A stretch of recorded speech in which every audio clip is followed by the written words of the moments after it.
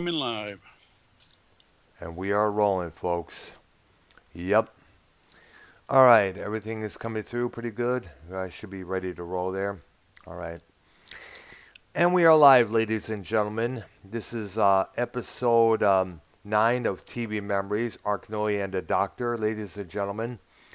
And tonight we're taking a look at a TV series from the 1960s, revamped in the 1990s and the early 2000s. Pretty much the same as the Twilight Zone.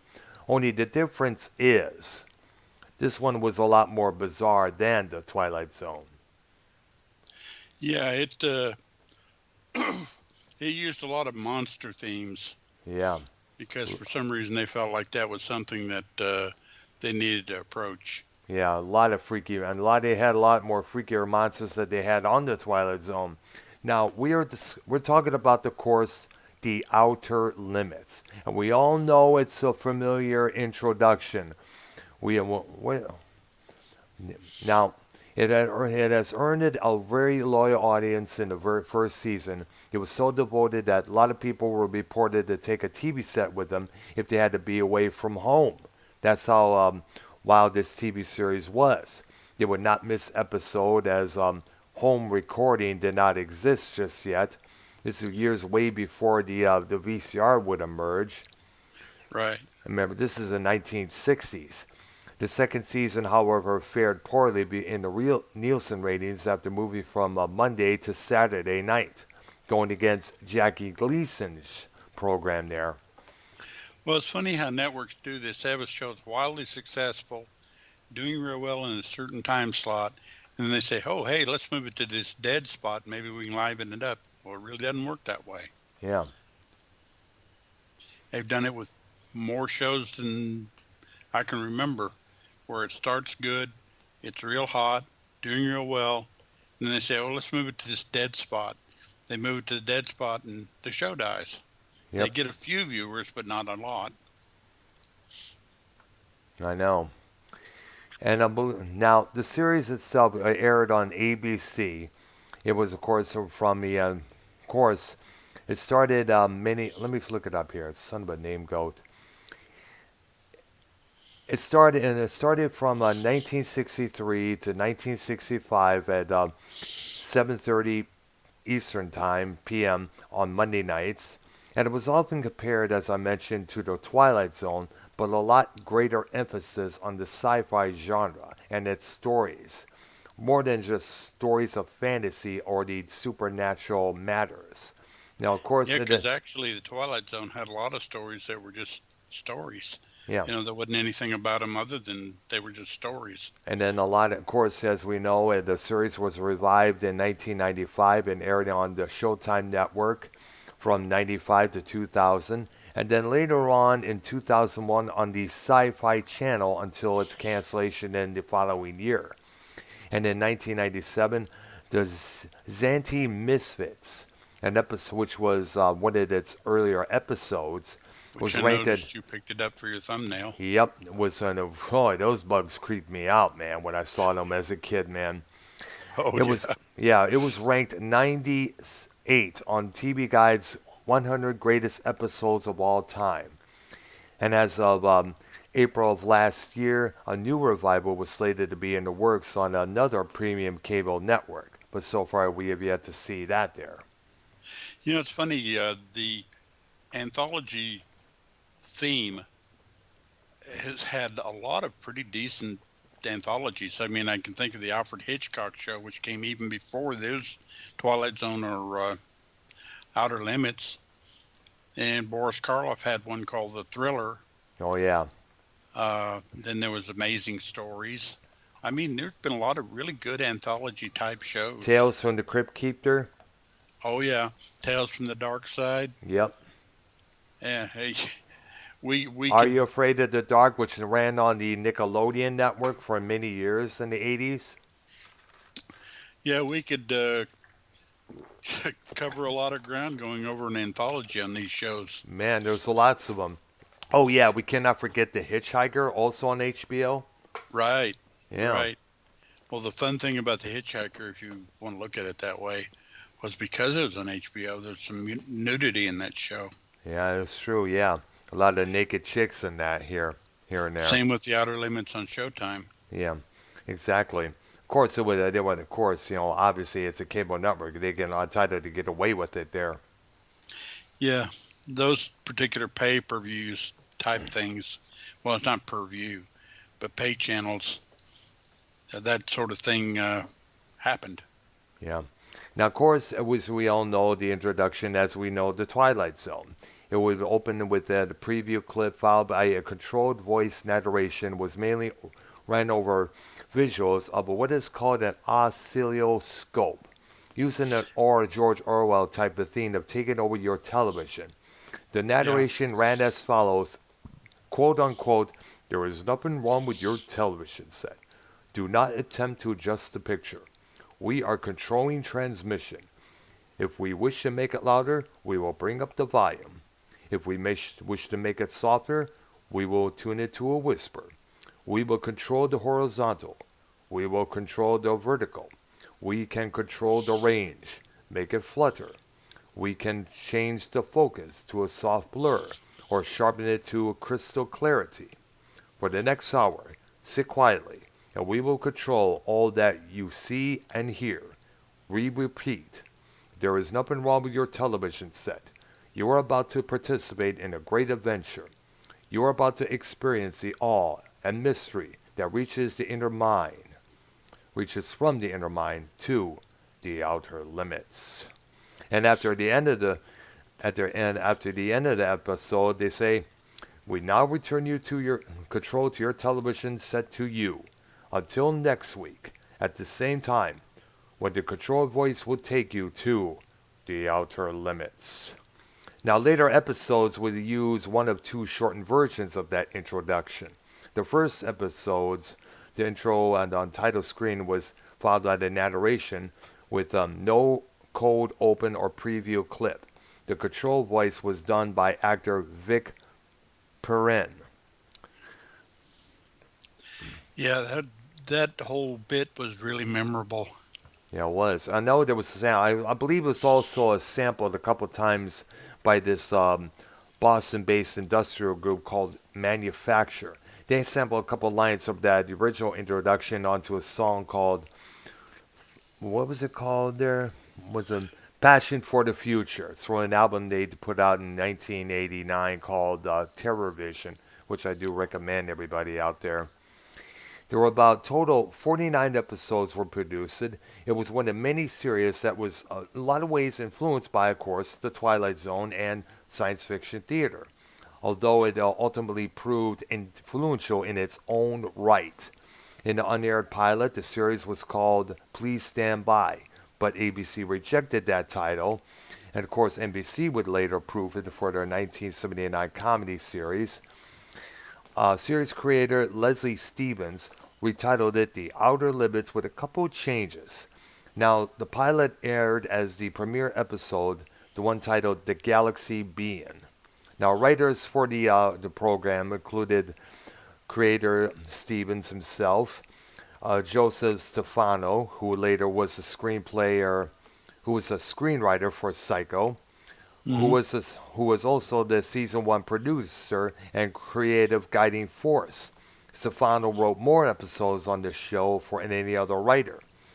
Robert Town, who would later win an Oscar, screenwrited the one called The Chameleon, which was the final episode for season one.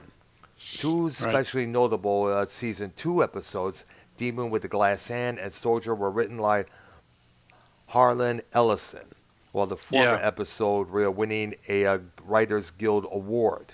The second one was several years the only episode of The Outer Limits available on Laserdisc. Now, of course, it featured a lot of sci-fi and it had a lot of horror in it and mixed in as well. They were more focused on hard science fiction stories, dropping the recurring scary monster of season one. Each show in season one had to have a monster or a creature as a critical part of the storyline. Oh, Except for a couple of them. yeah. Now, writer and producer Joseph Stefano believed that this element was necessary to prove fear and suspense at least a center for plot development. This kind of story element became known as the bear. This device, however, was mostly dropped in the second season when the Stefano left the show. Now, two episodes in the first season without this bear were Controlled Experiment and The Forms of Things Unknown. The first, actually, The Forms, was shot in a dual format as science fiction for the Outer Limits and as a thriller for the pilot of an unmade series titled The Unknown. Actor Barry Morris, who starred in Controlled Experiment, states that this episode was made as a pilot for an unrealized science fiction slash comedy series. It was the only comedical episode of that whole program. Yeah, and it actually is pretty good. Um, Another episode that I don't think had a bear in it was the 100 Days of the Dragon. But Yep, we'll I'm get looking to at that. now. And the Borderland. And before the Bear Convention was established, a couple episodes of season two with a bear were Keeper of the Purple Twilight, The Duplicate Man, The Probe. Now, these bears often appear as a conclusion of the episodes of season two. Counterweight, The Invisible Enemy, Cold Hands, Warm Heart. Now, the bear in the Artifacts of Fear was the monstrously altered alien Leoton, was judged by some of ABC's local affiliate stations to be so frightening that they broadcasted a black screen during this creature's appearances, effectively censoring some of the show's last act.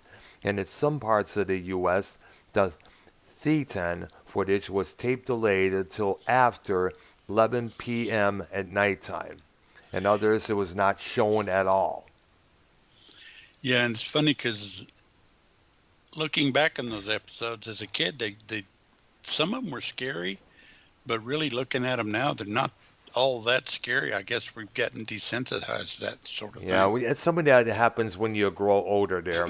For example, when I was a kid, Saturday afternoon, we would have these creature features on the syndication TVs. They showed these American International movies which had Peter Cushing, P, Christopher Lee. It would have Vincent Price. It was movies like monster movies, Dracula movies, like The Mask of the Red Death. A couple of Oh yeah, movies that I remember, all those kind of movies. Um, what was that one with Vincent Price? The Oblong Box. That was one of them. Now, the introduction that for those for this program, Chiller Feature, I think it was called. It would have a skull looking at right you from the TV set with a laser light, flickering, going behind it, and that would freak me the hell out as a young kid. That did. yeah, yeah, Later on, all of a sudden, I discovered heavy metal. I look at that nowadays. It's like, yeah. It's kind of weird how we change as we go. it's kind of funny. It's like years back, we used to be scared of skulls as a kid. Years later, in our teenage years, we wear them on the front of our shirts and have them for tattoos. Yeah, yeah. But the individual episodes, Yes, like you mentioned earlier, the first episode, The Galaxy Being, correct. was actually a pretty decent, was a good episode. It, well, it had a little message going on in it, but basically, it's about a guy that owned a radio station that he's experimenting with researching electromagnetism and the microwave background noise, and he makes contact with an alien from the Andromeda Galaxy on his 3D set. Ah, And the alien's also working in secret because, as he tells that guy, that they're a danger to the other galaxies, and they kind of talk about a little bit about things to each other. And the alien tells him, "Don't turn your power up to your station all the way up because that will cause a problem." And this guy gets called away to some kind of banquet by his wife, so he has to go to that. a disc jockey at the gas station, uh, at the radio station, Yeah. uh, turns the power all the way up, which pulls the being into Earth. And the alien doesn't want to hurt anybody or do any damage, but because the alien tells him electromagnetic and all that stuff, power up to your station. He's causing him being there is causing problems. And of course, you know how the authorities are. They got to get it together and go attack the guy and get rid of him. Correct. And the guy tries to figure out a way to get the alien back, and somehow his wife gets shot by the police accidentally, and the alien saves her life and then issues a warning to the gathering crowd, telling them, you know what we can do now, don't mess with us, or something like that. I don't recall what the exact message was, but like I said, it was a good episode. It was enjoyable. Yeah. Very. And it set the tone kind of for. Well, I've seen all 49 of them several times. Wow. So what is that one episode where it's supposed to be a man, an astronaut in outer space, and he encounters this white, stringy-looking thing there, and it has this shrieking, eerie sound to it, I guess? I don't remember the name of it, but we'll probably come to that. But yeah, I did that one too. That freaked me out as well when I saw that, man, as a kid. Wow. Now, the various monsters and the creature from the very first season and most of the props were developed by a loose-knit group organized under the name Project Unlimited. Now, members of the group included Hua Chang, Gene Warren, and Jin Danforth. Now, the makeup was done by Fred B. Williams, along with another one named John Chambers. And the characters and the models, believe it or not, from those episodes, have been sold as models or action figures in the 1990s and the 2000s. A very rarity of limited editions have been as model kits to be assembled and painted by the purchaser, created by Dimensional Designs, and a smaller set of out-of-the-box action figures sold in larger quantity by Sideshow Toys. Now, Dimensional Designs even produced the model kit of the Megazoid from the Duplicate Man, and both created a figure of Gwendoline as an evolved man in the Six Finger episode there. I hope I pronounce that name right. GWYLLM, I think it is called. Yeah, we'll get to that episode because it's worth discussing. Yeah. The second one actually is pretty good too. It was called The 100 Days of the Dragon, which is interesting because it's about an East Asian government that's planning to take over America by replacing White House officials and leading corporate executives with duplicate agents. Wow. It's kind of like sounds kind like of makes you wonder, doesn't it? So it makes you wonder exactly. We got all these rappers talking about painting the White House black. We got all these groups like Antifa, was saying threatening to take over. We got all these anarchist groups out there wanting to destroy the White House to get rid of Trump or Biden, whoever's in charge up there. And this kind of makes sense there. Now here's something else. This program also had an influence on Star Trek. Now, a few of the monsters would reappear in the Star Trek series in the 1960s. The movie Microbe, Beast and the Probe was later modified and used as a creature named Horta in the episode titled The Devil in the Dark. It was operated by this, the same actor did this. The Ion Storm seen in The Mutant, a projector beam that's shining through a container containing glitter in liquid separation, became the transporter effect in the Star Trek series there. I guess what it was. That's how they got that noise there. And the black mass from the Duplicate Man used by Dr. Leoton in the Conscience of the King. Right. And the Megazoid from the Duplicate Man, and the, what's this one called? Eprian from Second Chance was seen briefly near Captain Christopher Pike and other cages in the Star Trek pilot The Cage. Yeah, it's amazing. And here's something else. The process to make the pointy ears for a Spock was used was reused in Star Trek as well. Actually, that was originally done in the Six Finger, and it was reused in Star Trek just as well, as I mentioned. Lead actors who would later appear in the regular cast of Star Trek included Leonard Nimoy, who appeared in 2 episodes, William Shatner, who also appeared in The Twilight Zone, as we all know. He appeared in an episode called Cold Hands, Warm Heart as an astronaut working on Project Vulcan. Yeah. Act- Actors would who would subsequently appear in the regular supporting cast of Star Trek were in Grease Lee Whitney, Robert Justman, and Hua Chang for the production of Star Trek. And additionally, Michael Ansara, who appeared in the episode Soldier, would later guest star as a Klingon Commander Kang in the original and spin-off series. Yeah, there's a lot of ties on these type of shows. Yep. And also, by the way, Weird Al Yankovic borrowed he had a song called UHF. Remember the movie from Right. 1989? You know, he has used a couple references from the Outer Limits and Adoration. Don't you know we control the horizontal, we control the vertical too? That's in the lyrics of the song there. Right. hmm Now there was also a lawsuit talking about this here. Now Harry Ellison contended that inspiration for James Cameron's Terminator had come in part from Ellison's work on the Outer Limits.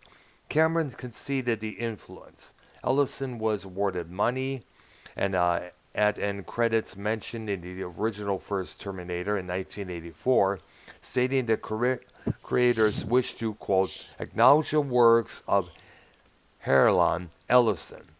Cameron Right. was against Orion's decision and was told that if he did not agree to the settlement, they would have to have Cameron pay for all the damages if Orion lost Ellison's suit. Cameron replied that he had no choice but to agree with the settlement, and there was also a gag order as well to put forth. Mm. The third episode is called The Architects of Fear. This one's really good to watch. Yeah. It's about a group of scientists that basically they know that there's stuff going on and they're worried about a nuclear holocaust. And they said, well, we need to get the worlds to come together to fight a common enemy. So what we're going to do is we're going to create an alien and have this alien come to Earth, and the Earth will have to band together to fight them. Yeah. And so they decided they're going to physically transform one of them into this alien being to stage a fake invasion. Wow. And basically they drew straws, and the guy that drew the straw was one of the youngest guys there. Actually, it was Robert Culp. Yeah, who would later star with Bill Cosby in I Spy, believe it or not. Yeah. And the alterations basically would affect him completely. Well, he wouldn't be human anymore, basically. And it tells what happens when they go through all of this. And he happens to have a little complication, which is his wife, who is now pregnant, and he finds out after he started the process that's irreversible. And he finds out because he overhears her talking to the scientists, because obviously she can't see what's going on. And it's a good story, and in the same token, it's poignant. So it's actually kind of a touching story too. Yeah. Now, I remember seeing only one episode. It was on a Sunday morning of the revamped Outer Limits in the 90s there. And the one I saw was it was some sort of an I'm not too sure what the story was about, but one of the lead roles was Rowdy Roddy Piper, Huh. the former WWF, WWE, WCW wrestler. And I was Interesting. like, oh wow, interesting, yeah, because he did a lot of acting with not with movies like Hell Comes to Frogtown, which was supposed was his cheesy ass movie, sci-fi Well, movie there. actually, They Live, which was actually a good movie. Absolutely. That was probably the biggest standout in a movie performances for the Hot Rod because not just because it was directed by a well-respected director who also did his remake of The Thing, as well as probably the ultimate guy movie, Little Big Trouble in Little China. But it was also spoke out about how people learn from their environment to become one of them. When you think about it, if you grow up in a conservative neighborhood, you're going to be conservative. If you grow up in a liberal area, you're going to be a liberal. If you're just a stranger who just moved into any of these areas, chances are you're going to be just one of them.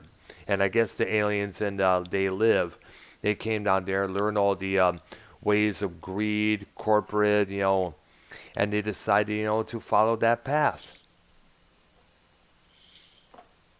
So it makes a lot of sense there with that movie there. People learn from what they see. Yeah. Another episode I want to kind of point out, it's a good one to watch, is you talked about it a while ago, The Sixth Finger. Yes. It's about a scientist who figures out how to speed up evolutionary mutation. And here's the guy's name, Willem Yes. Griffiths. David McCallum, who you know from The Man from U.N.C.L.E. and Yep. NCIS. Correct. He's a disgruntled local miner, and he volunteers for the experiment. And basically, the scientist speeds up the process and mutates the guy. And as his mental capacities increase, he somehow grows a sixth finger in each hand, which is weird when you think about it, because technically we only have four fingers and a thumb on our hand, but a lot of Correct. people call the thumb a Finger finger. at times. Yes. I'll be I don't right know why. back. Oh, sure. And basically, while this process is going on, uh, the mutant takes over the experiment, and he has superior intelligence and telekinetic powers capable of great destruction. And he's thinking, well, you know what? I'm going to take revenge on the people here in this town because they ticked me off. And again, this is a good story. It kind of lets you know, I guess, what happens. You get a little bit too much power. And I guess I'll move on to another episode. One's called OBIT, which is the Outer Band Individuated Teletracer. Uh, Essentially, it's about a device that allows whoever does it to monitor all the people around him. And essentially, it's a device that was invented by an unearthly origin, and its purpose is to kind of control men. But it's that's a good episode to watch too. Uh, in their own ways, a lot of them are good to watch.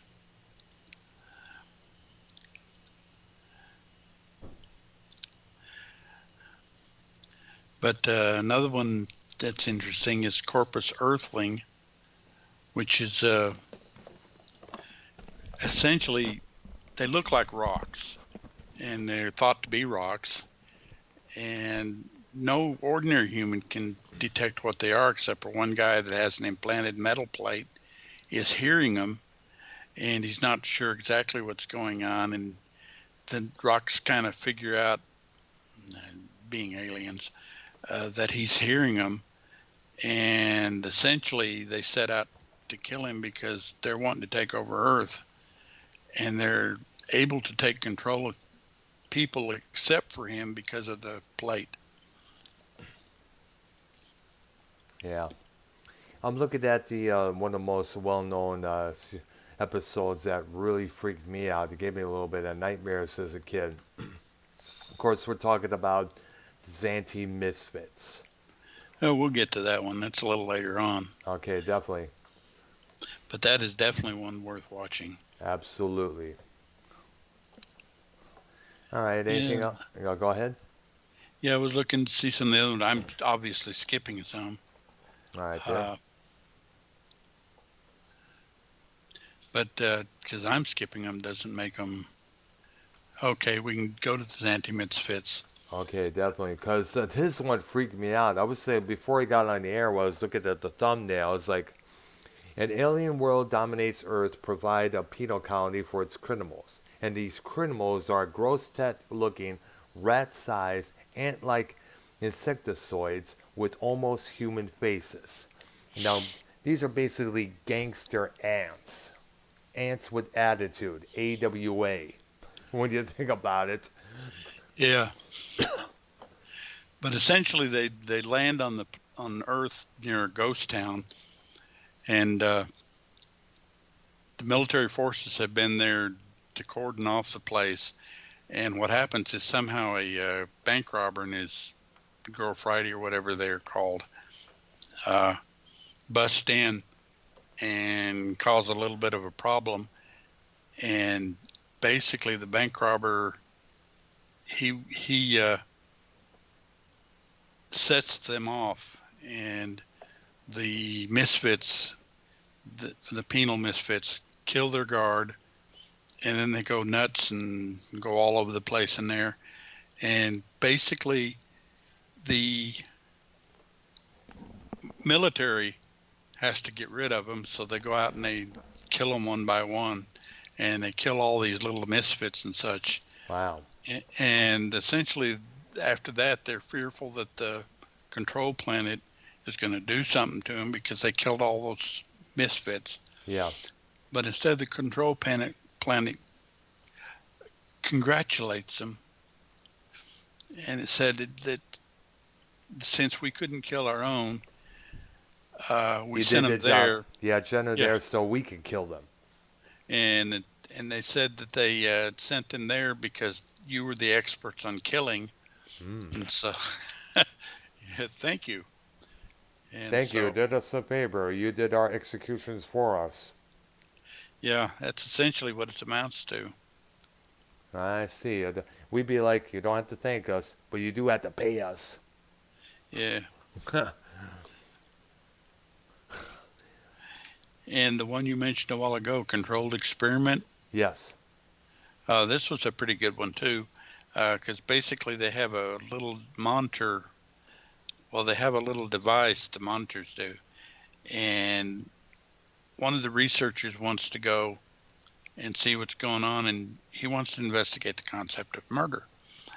And so the agent uses the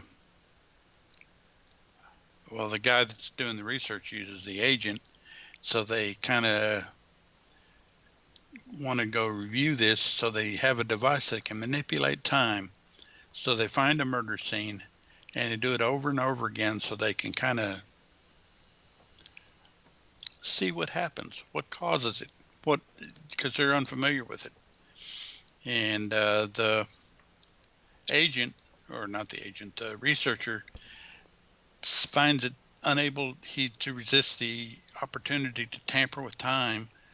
So essentially, what they do is they alter what happens each time they redo it, just to see what changes. And that's why it was supposedly a comedy episode, is because it basically covered that. Um, kind of funny, there's not much left on the Wikipedia. What I know was we should probably talk about the. Let's see if we could look it up here. The the '90s revival.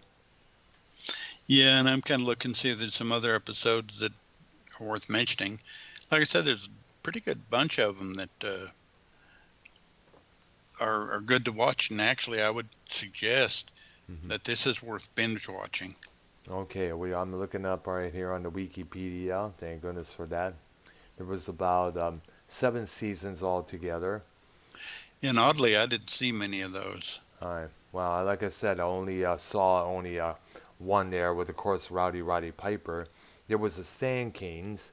Bo Bridges, who is the brother of Jeff Bridges.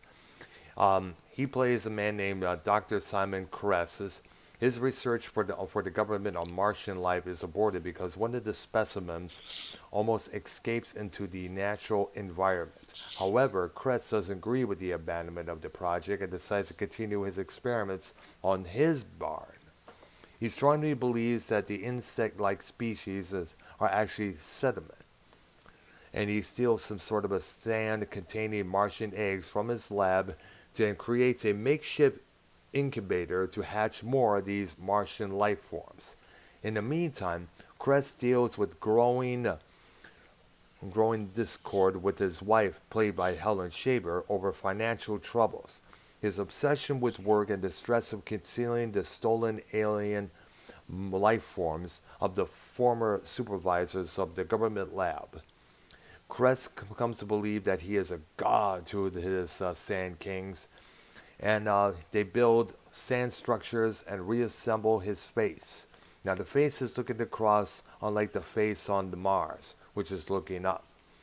Bitten by one of the Sand Kings, the obsession peaks as he alienates his wife, son, his father, played by Lloyd Bridges, kills his former supervisor by throwing him into the Sand King incubator, where the creatures, already starved by Crest as an experiment, completely devour him.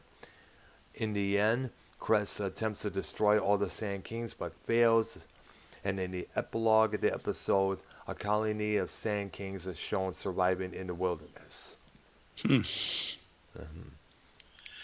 Yeah, there's actually another pretty decent episode called The Children of Spider County. Yep.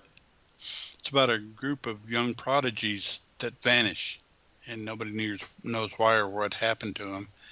And essentially, it turns out they're all from the same area, and a government agent is sent to investigate it and finds that one of the young prodigies is still there. And basically, his alien patriarch is planning a family reunion somewhere other than Earth. So essentially, these were 4 alien children that were left on Earth, and the guy was coming back to get them. Ah. Which that's another one that's interesting. Interesting there. Now here's something else. There's another episode. It's called I, Robot. And of course, it's a take on the book I, Robot, the sci-fi book. It was by Isaac. What's his name there? Asimov. Isaac Asimov, which later, of course, became the movie with Will Smith, the action sci-fi movie there around the 90s, early 2000s. As of course, we all know the Alan Parsons Project album of the same name there. Right. And I think there was a Twilight Zone episode named I, Robot. I think, and so yeah. Really? I would not be surprised if it was, because that book obviously did wonders for sci-fi altogether there. There's no doubt about that. I'm looking for the one with that Roddy Piper in the episodes here, where I could find that. It had a lot of people was involved in this version of Outer Limits. Perry King, you may remember him. Let's see, it also had Karen Allen, I guess, as well. Marlee Matlin, the deaf actress there. Right. And also had Richard Thomas, who remember was John Boy Walton on the Waltons. Yeah. Wow. Alyssa Milano from Who's the Boss? Yeah, she was one of those that had a brief nude scene. Wow. It was an episode titled Caught in the Act. And it's very rarely that we see Alyssa Milano nude, by the way. Right. Keep that in mind. And let's see, I'm trying to find the one with the hot rod. I know, for some reason, because I was a big hot rod fan there. Yeah, and while you're looking for that, I'll occasionally mention another episode. Go right ahead. There's one called Second Chance. That was about a carny. He operated a carnival ride that looked like a spaceship, and an alien modified the thing and makes it real. and passing Oh, himself off as part of the attraction as a bird-like being, the alien invites aboard a group of people, all of whom refuse to face the stark realities of their lives. There's wow. something about each of them, and he gets them in there and traps them on the spaceship, and he offers them an opportunity to colonize another planet, and to succeed they must overcome their own unwillingness to face their true natures. That's actually a pretty good episode. Wow. Interesting I here. Well, I'm not going to say any of them are bad, but Nope. some of them are better than others because that's just the way it works. Now, I found this one here. It was in the second season, and it's titled "Mind Over Matter," and it features guess who? Luke Skywalker, the Joker, of course the voice who did Genie, the cartoon series, in the introduction song there, Mark Hamill. He plays a man named Dr. Sam Stein. He develops a machine that allows a person to connect themselves directly to the brain of another and experience their thoughts and feelings. Intended for use with coma patients, he suddenly gets a chance to use it with a colleague who is comatose after a horrific accident. Stein intentionally thinks that his machine's application for communicating with the comatose Dr. Rachel Carter is a complete success. However, a mysterious pair of hands emerge to grab at Carter whenever Stein and Carter start becoming intimate. It is soon discovered that the pair of hands belongs to the machine itself. It has learned to love Stein. It is jealous of Carter. Stein's only two options are to disconnect the machine and show the machine that it cannot and will not love. Stein attempts to show the machine that it's not supposed to love by grabbing for what he thinks is a virtual representation of the machine. A Caucasian of the, in parentheses, a Caucasian male in the image of a disheveled mess, and smothering it within a equally virtual pillow, with goatee from Carter herself. Once he does that, though, the physical body of Carter dies. At this point, the machine reveals that it has been masquerading as Carter all along. The entity that he mistakenly suffocated was apparently the real Carter. In a rage, Stein destroys the machine and does not know how long the machine was mimicking the appearance of this Rachel Carter doctor, or whatever the pair of hands were Carter's or from the very start. Right. And here's another one called I Hear You Calling that started Ali Sheedy. Remember her from the Brat Pack of the 1980s? In Short Circuit. Yep, and so absolutely. War Games as well. She plays a reporter on her way to work when she overhears a cellular phone conversation with the removal of a controversial author. Her investigation reveals a trail of people who have disappeared, leaving only a pile of ash behind, and the involvement of a man with strange violet eyes. After serious chases and narrow escapes, the alien hitman finally catches up with the reporter and reveals to her that the people he's been removing have been accidentally contracted a deadly alien virus, and he's been hunting them down in order to prevent the spreading of the virus to the rest of humanity. Right. Maybe we can get one of those hands to get rid of this COVID. Yeah. And I'm going to jump back to the original. You mentioned Cold Hands, Warm Feet, Heart, Yes, which starred Shatner. yes. And basically, what it announced to is after completing the first manned mission to orbit Venus, Shatner's character returns to Earth and has recurring nightmares and increasing inability to stay warm. Mm. His conditions continue to worsen, and they result in excuse me, Mm-hmm. a peculiar webbing on his fingers. And only after his nightmares become more vivid is he reminded of an unrevealed alien encounter in the Venusian atmosphere. Ah, The doctors they suspect that he's being genetically affected by this mission, and they basically spend the rest of the episode trying to cure him before the mutations take completely over, and I guess he turns a Venusian. Yeah. Oh, here's an interesting one here titled Fallen Star. It stars Sheena Easton, Huh. the singer, who I remember she had a couple acting experiences on Miami Vice during the near the end of the last season, playing the wife of Sonny James Crockett. Yeah. Here's one here. Pop singer Melissa McCammon is about to commit suicide by ODing on drugs. With her once meteoric career at a standstill and her husband, played by Stanley Berkeley, cheating on her, she sees no hope. Then she encounters Rachel, an ardent fan for the future. Rachel is a time traveler and an uninvited tourist in Melissa's body. She tells Melissa that her music inspired her future fans to resist a total elation. What's it called there? Annihilation. No, it's not that. Total literation takeover, which will succeed if she dies now. Meaning that if you die now, all this calamity will happen with you because you're the only one that could stop this with your music or your words there. Right.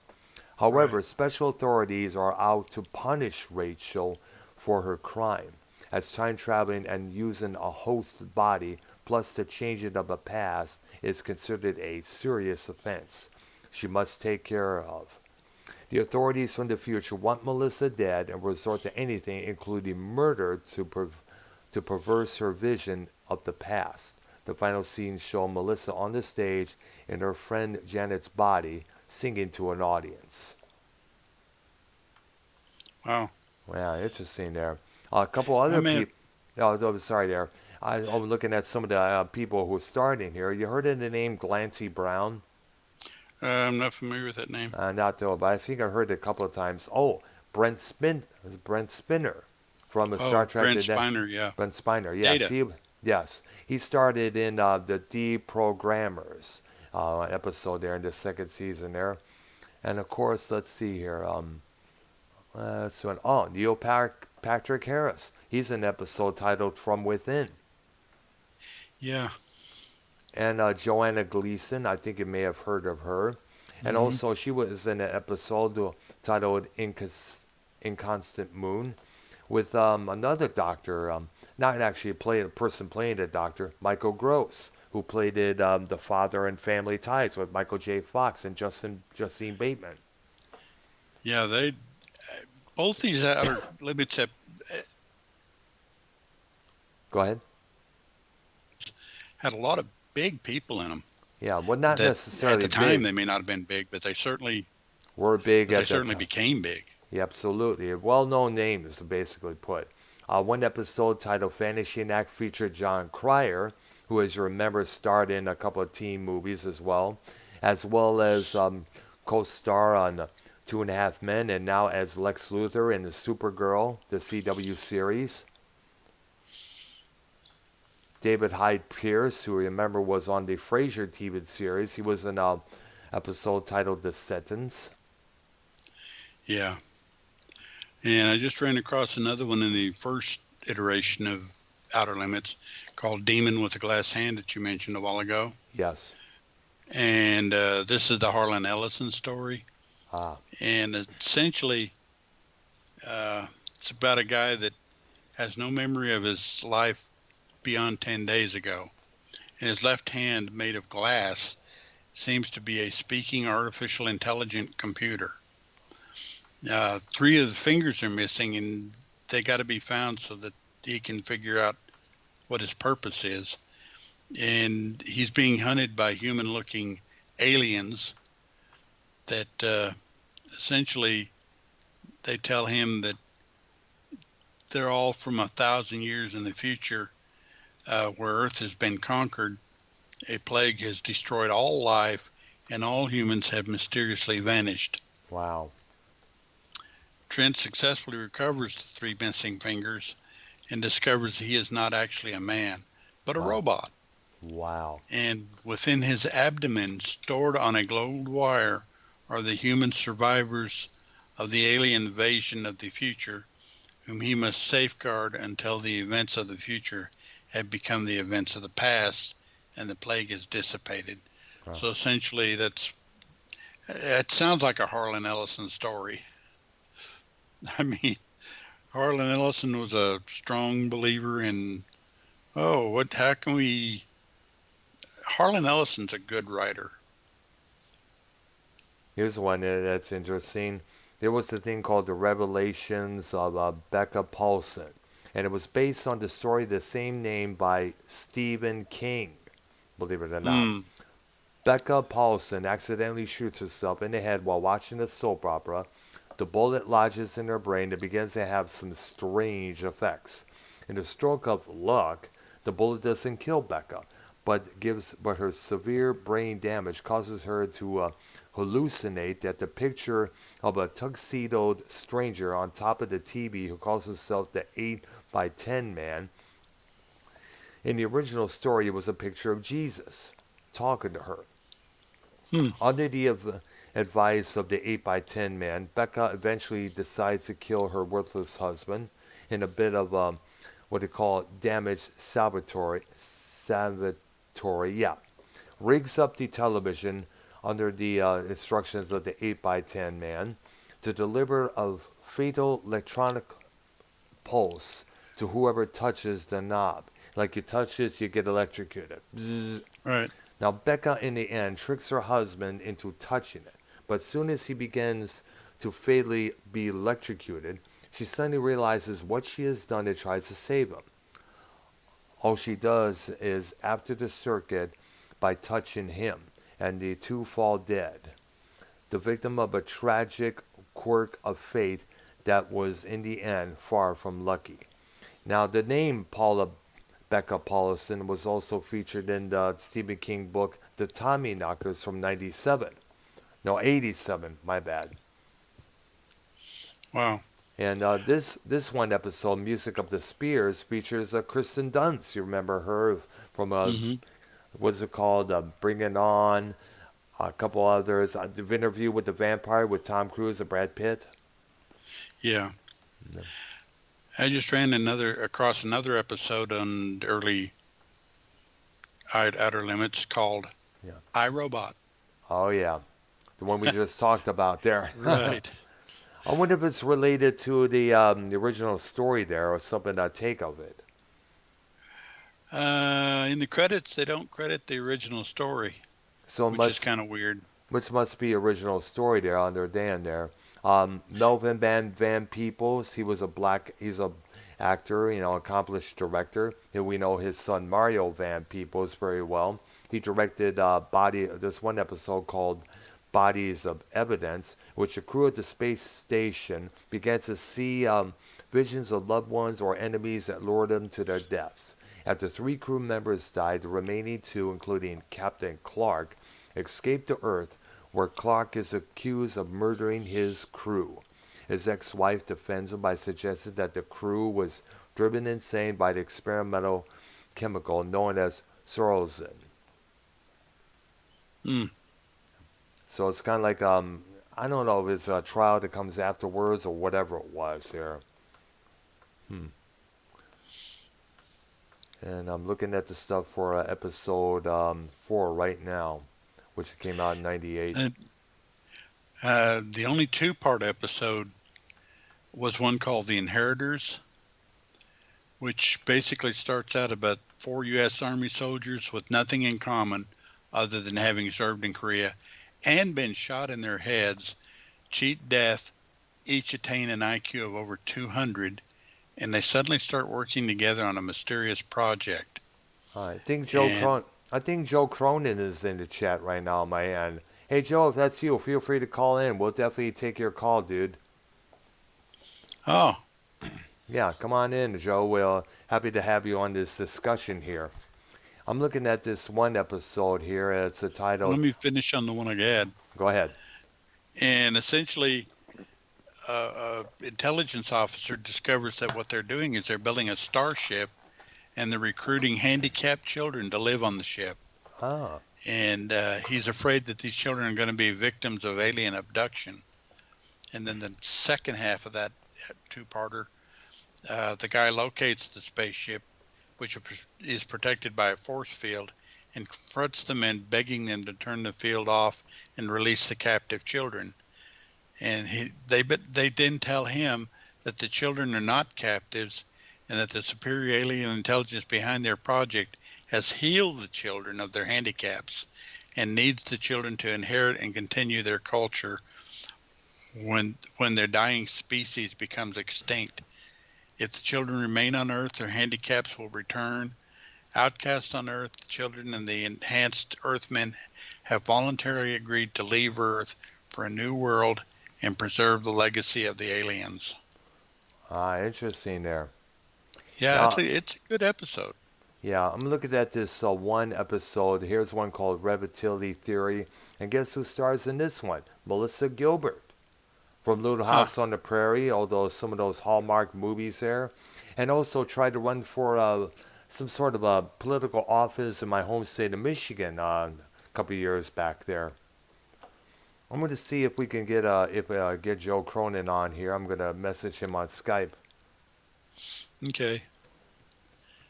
And there are other good episodes. I mean, obviously we can't cover all of them. I know there was a lot, but we can. Let's see. We can. I'm going to message him. Says it's supposed to be live Uh, right now. I guess right now because right now he's watching AEW right now for his review later on tonight. yeah, it just started. Yeah, it is. Yeah. There's another one here called The Premonition, Yes. which is about a guy that's flying in a very rocket-powered research aircraft, and essentially he kind of crashes. His wife shows up, and they're trapped. Well, it says 10 seconds ahead of their time, and watch time unfold to catch up with them at about 1 second every 30 minutes. So it's Mm. moving very slowly. All right. And in the time left before returning to sync with normal time, they they they see their daughter is about to be hit by a truck. But to stop the accident could mean to stay forever stuck in time. So they got to figure out what they got to do to save their daughter and then get back. And essentially, they figure out a way to stop the truck from hitting their daughter, and they essentially go back. They get back in their spots, and time catches up to them, and they're fine. Everything's fine, and they go back to the base, and they find that the truck was stopped just in time before it hit their daughter, and she lived. Wow. And basically, they saved her, but nobody knows they saved her. I Wow. mean, because they were moving at an incredibly fast speed. Wow. I'm looking at this other episode here. You remember the name Gregory Harrison? Yeah, I know I forget he was in the what he did, episode. but Yeah, I forgot myself, but I think it was one of those primetime soap shows that aired on either CBS, I'm thinking. And I know he started on a series on that channel there. There was one yeah, called The Joining, which featured C. Thomas Howell, Jeffrey Jones, and this lady I'm not too familiar with, Amanda Tapping. But we know Jeffrey Jones from his work on Ferris Bueller's Day Off as a principal, Howard the Duck, and a couple others. And we, of course, remember C. Thomas Howell. yeah. Yeah. And actually, I've heard the other actress's name, but I don't recall why. Um, who, Amanda Tapping?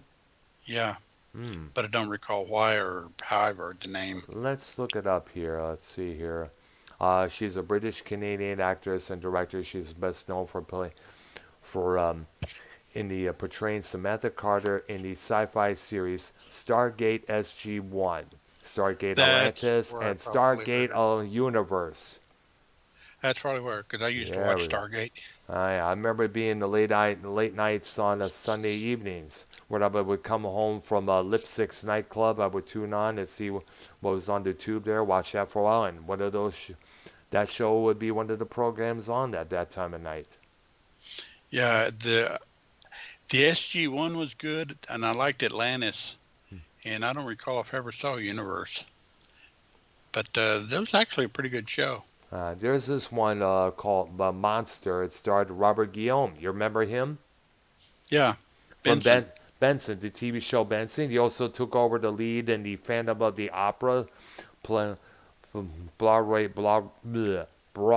musical there as the lead. Right. Yeah, and we also have let's see a couple others there.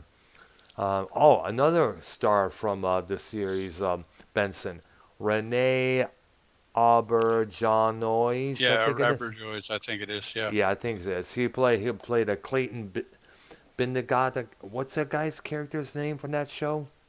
Well, he played the French aide or whatever. Uh, Basically, he played the advisor to the, Governor.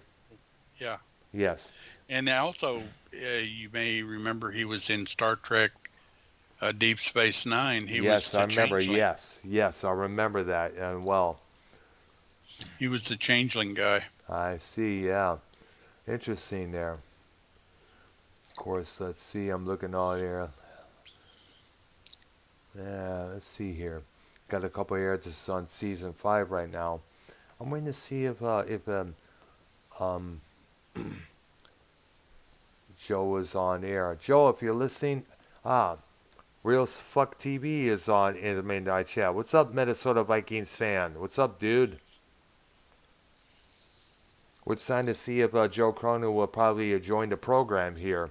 Hey, Minnesota, you want to jump in on the show here to add to what we're talking about here?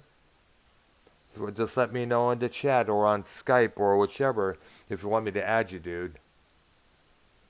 All right, so let's see here. Oh, by the way, before that, let me interrupt here for a second. Did you get a call from a guy named Danny MT recently? Yeah, but I didn't take it. Okay, because Danny MT messaged me on Skype late last night while I was sleeping, and he was trying to get a hold of you, but apparently what it was, he didn't understand that I invited him to call on our show when we're on the air together. I guess he probably wasn't aware about the program that we were doing. I guess he tried to call me twice yesterday, and of course late last and the night before as well. So was probably sometime soon we'll invite him on the show here, but I have to message him pretty soon there let him know. Well, basically, anytime that anybody can contribute to the topic at hand, I'm Absolutely. fine with them coming on. Absolutely. The other side here, which is in the 3rd season, stars Ralph Macchio, the Karate Kid. Yeah. He plays Dr. Neil Eberhardt, a former boy genius gone bitterly to seed, studies brain damage in comatose patients, hoping to learn how the brain reroutes itself.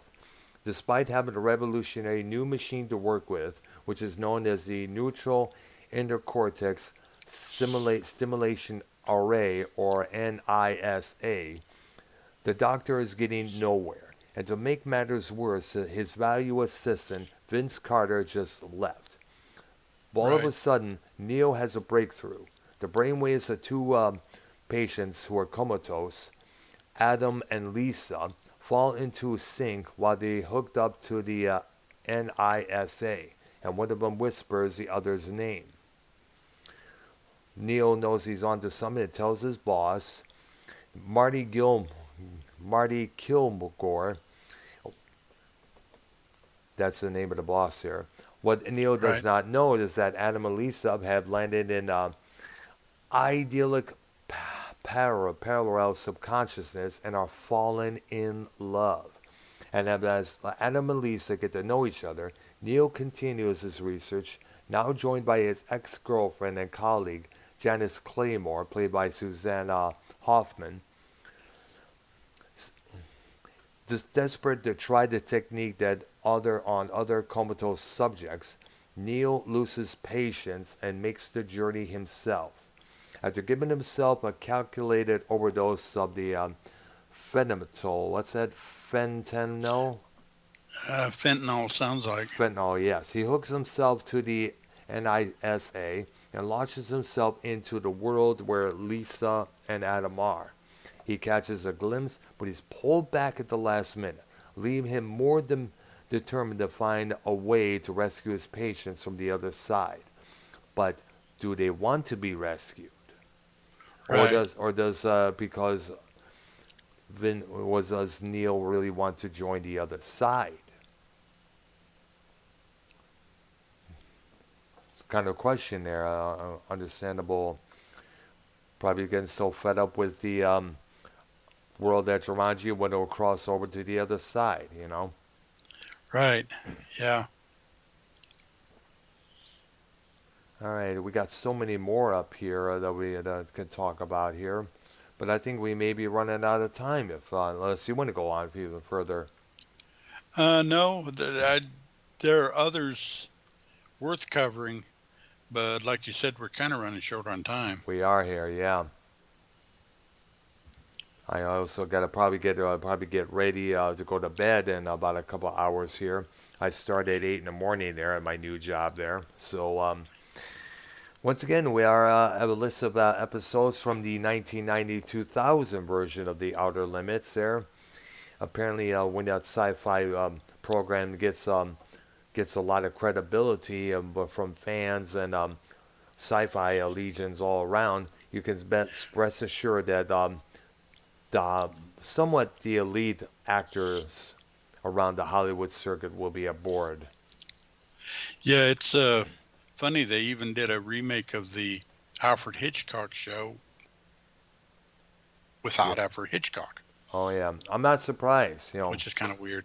not surprised. That Oh, one. that was another anthology that was very good, Oh and it yeah. lasted longer than any of them. I think it went 10 seasons. Wow, The that's original. interesting.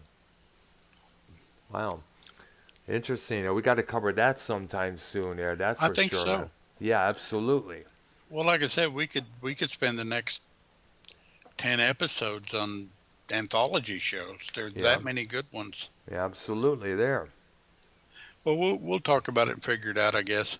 All right. We're not doing a show tomorrow night. Friday night we're gonna do the Who. Yeah, possibly. I'm thinking about possibly doing a 2 hour version of that, to make up for lost time, because I was at work Well, at that time there. yeah, either that or just go as long as it we need to, because it's just a lot of material to cover Yeah, and I'm just thinking see the where it same takes thing us. there. Absolutely. I'm thinking the absolute same thing there. Definitely. And we'll start that at 7 a.m. 7 a.m. No 7 way. a.m., 7 E, I'm 7 not even P. up at then. Ah, 7 p.m. Eastern and 6 p.m. Central, and we'll cover the Who. And absolutely. next week, after I find out what the doctor's work schedule is, Hmm. Monday we'll do movie. We'll talk about what movie we want to do. Yes. Battlefield Earth went along pretty well, Yes, but absolutely. maybe we need to cover something similar. Tuesday we'll go back to music, and before we leave And the Friday. British invasion, Yeah. yeah, Yeah, go ahead. I definitely want to talk about the Yardbirds. Oh, yeah, So definitely. We got we a need to do devoted a music. episode to them because we all know what a lot of groups spawned after that. One of them being Led Zeppelin. Eric Clapton would later hook up with Cream, Derek and Anonymous, and become a successful solo artist. And of course, Jeff Beck would later form the Jeff Beck Group and do a string of albums, with Young Hammer as well, a couple of solo Yeah, records as well. but they're definitely worth discussing because not only did they spawn the guitarists that started those other groups, they influenced a lot of other groups, Yeah, and they were one of the first hard examples of psychedelic. yeah. Uh, they started out as a blues band. They went into pop, sort of, but not really strong, and then they basically became a psychedelic band. Rock psychedelic rock band, and we all know that. And I mentioned the story before behind their version of Dazed and Confused as well. Right.